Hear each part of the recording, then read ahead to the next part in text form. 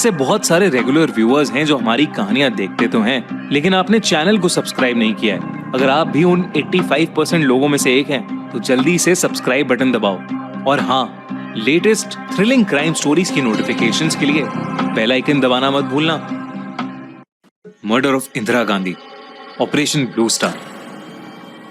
31 अक्टूबर 1984 की सुबह करीब 9:20 पर भारत की पहली और आखिरी महिला प्रधानमंत्री इंदिरा गांधी अपने घर से निकलकर एक टीवी इंटरव्यू के लिए अपने ऑफिस जा रही थी। उनके साथ उनके बॉडीगार्ड्स भी थे, जिनमें से एक उनके चहीते थे। साथ ही साथ दिल्ली पुलिस की सिक्योरिटी टीम भी थी।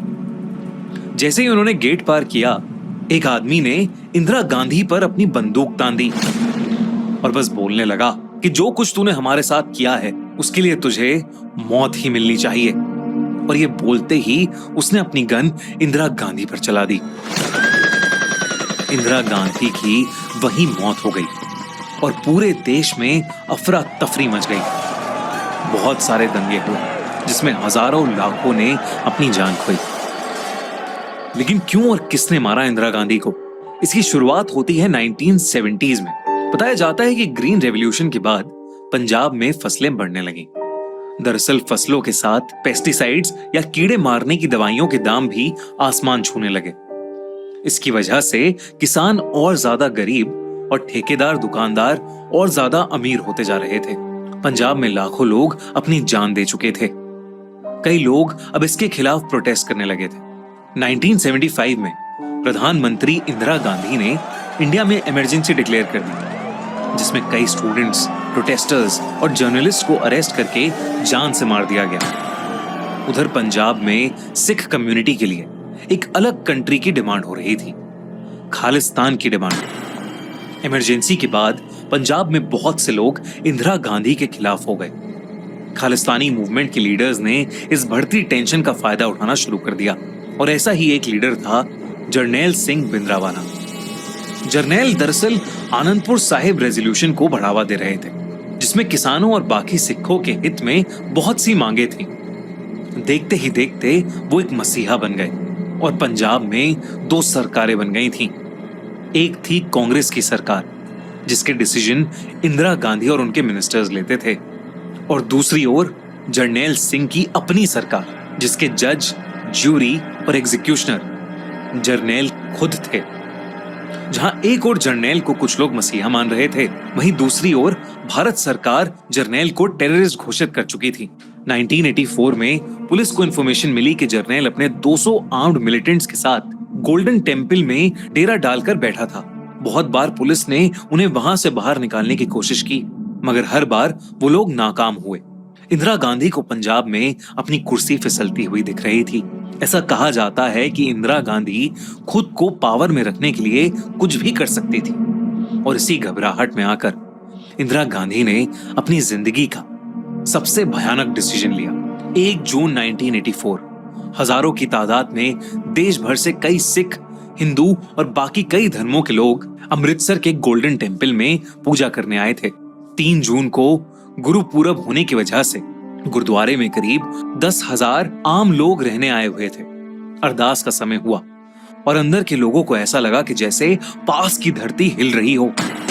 10,000 सैनिक दौड़ते हुए अब सभी लोगों को घेर चुके थे और गोल्डन टेम्पल के अंदर कर्फ्यू लग चुका था, जिसका मतलब था कि अब ना ही कोई गुरुद्वारे के अंदर आ सकता था और ना ही बाहर जा सकता था। इंदिरा गांधी ने मिलिट्री फोर्सेस को अमृतसर के गोल्डन टेम्पल में जरनैल सिंह को पकड़ने के लिए भेज दिया था।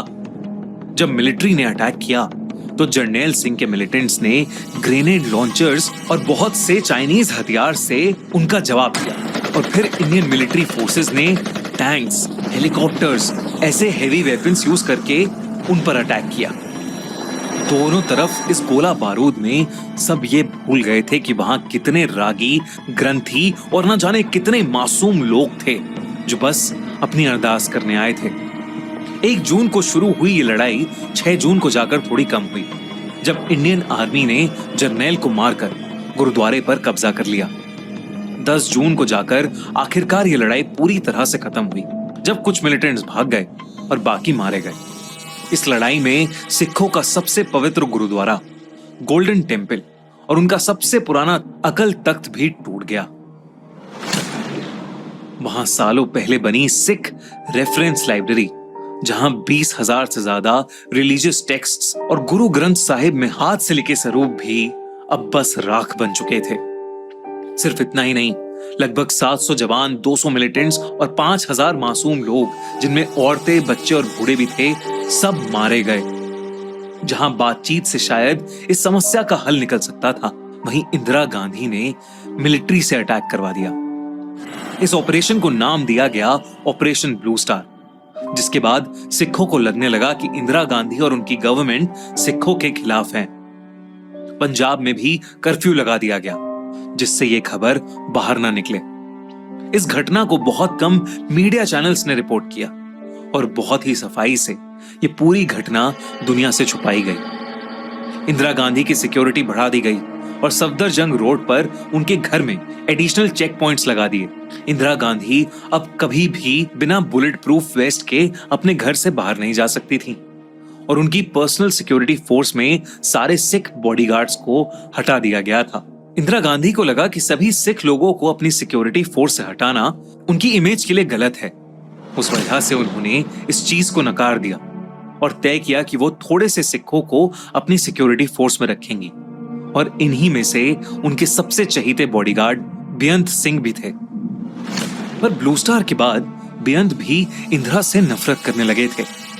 जब बेअंत अमृतसर गए और वहां उन्होंने गुरुद्वारों और वहां हुई तबाही को देखा, तो बेअंत की आंखें भर आईं और उनके सर पर खून सवार हो गया। पहले बेअंत ने सतवंत सिंह को भी, जो इंदिरा गांधी की सिक्योरिटी फोर्स में थे, अपने प्लान में शामिल किया। बेअंत और सतवंत अगले कई महीनों तक इंदिरा को मारने की प्लानिंग करने लगे। उन्होंने अमृतसर में रहने वाले अपने परिवार को अलविदा किया, ये कहकर कि वो एक मिशन पर जा रहे हैं, जहां से वो न जाने कब लौटेंगे।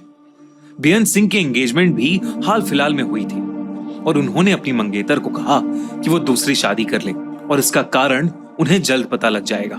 31 अक्टूबर 1984 9:15 बजे इंदिरा गांधी अपने कमरे से बिना बुलेट प्रूफ वेस्ट पहने निकली, क्योंकि उनका इंटरव्यू उनके घर से लगे ऑफिस में ही था। उस इंटरव्यू में वो साड़ी पहनना चाहती थी, जिसके नीचे बुलेट प्रूफ वेस्ट अच्छी नहीं लगती। उनके गार्डन के गेट पर सिक्योरिटी ऑफिसर सतवंत सिंह तैनात थे।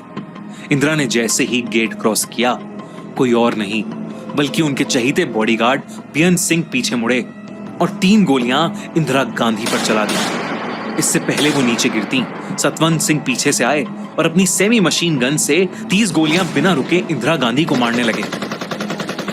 इन 33 में से 23 गोलियां उनके शरीर के आर पार हो गईं।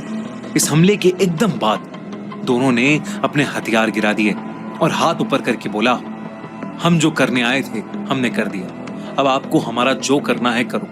हथियार गिराने के बाद भी पुलिस फोर्स ने बेअंत को वहीं मार दिया और सतवंत को अरेस्ट कर लिया गया। पर इंदिरा गांधी की हत्या की न्यूज को दबाया नहीं गया, बल्कि हर न्यूज चैनल और हर न्यूज़पेपर में इसकी ऐसी कवरेज हुई कि सभी सिखों को एक विलन की तरह दिखाया गया।